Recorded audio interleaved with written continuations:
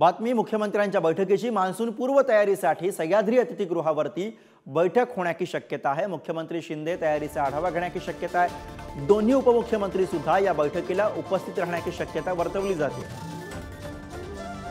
तर मान्सून पूर्व तयारीसाठी आज सह्याद्री अतिथीगृहावरती ही महत्त्वाची बैठक होऊ शकते आणि या बैठकीला मुख्यमंत्र्यांसमवेतच दोन्ही उपमुख्यमंत्री सुद्धा उपस्थित राहू शकतील अशी माहिती समोर येते आहे।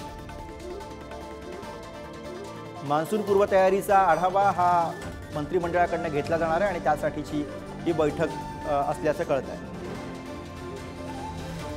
आणि याच विषयी अधिक बोलूया। प्रतिनिधी ओम देशमुख सध्या मुंबईतून आपल्या सोबत आहेत। ओम, मुख्यमंत्री त्याचबरोबर दोन्ही उपमुख्यमंत्री या बैठकीला उपस्थित राहतील अशी बैठक होणार आहे अशी माहिती समोर येते। काय नेमकं कन्फर्मेशन मिळू शकले का या बैठकीबाबतचं?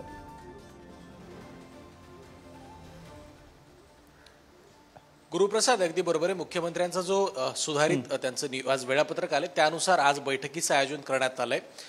काल सुद्धा अशाच प्रकारे 12 वाजता दुपारी सह्याद्री अतिथीगृहावर बैठकीचं आयोजन करण्यात आलं होतं, मात्र काही कारणास्तव ही बैठक पुढे ढकलण्यात आली। जेव्हा अधिक माहिती जाणून घेण्याचा आपण प्रयत्न केला त्यावेळेला कोड ऑफ कंडक्ट आचारसंहितेमुळे ही बैठक पुढे ढकलण्यात आल्याचं कारण प्राथमिकदृष्ट्या देण्यात आलं होतं। त्यामुळे आज पुन्हा एकदा बैठकीचं आयोजन करण्यात आलं। या बैठकीमध्ये जून महिन्यामध्ये महाराष्ट्रात पाऊस दाखल होणार आहे, वरुणराजा दाखल होणार आहे आणि साधारणपणे हवामान खात्याने दिलेल्या अंदाजानुसार 106% पाऊस महाराष्ट्रात होईल अशा प्रकारची माहिती हवामान खात्याने दिली होती। या सगळ्या अनुषंगानं महाराष्ट्रामध्ये मान्सून पूर्व तयारी कशा प्रकारे सुरू आहे, मुंबई असेल किंवा लगतचे परिसर असतील यामध्ये जे प्रामुख्याने पावसाचा प्रभाव जाणवतो या ठिकाणी नेमकी कशी तयारी सुरू आहे याचा आढावा आजच्या बैठकीमध्ये घेतला जाईल। उपमुख्यमंत्री देवेंद्र फडणवीस आणि उपमुख्यमंत्री अजित पवार हे सुद्धा या बैठकीला हजर असणार आहेत। दुसरी महत्त्वाची गोष्ट म्हणजे सद्यस्थितीमध्ये राज्यात जी काही दुष्काळाची परिस्थिती आहे त्यावर सुद्धा या बैठकीमध्ये चर्चा होण्याची शक्यता आहे।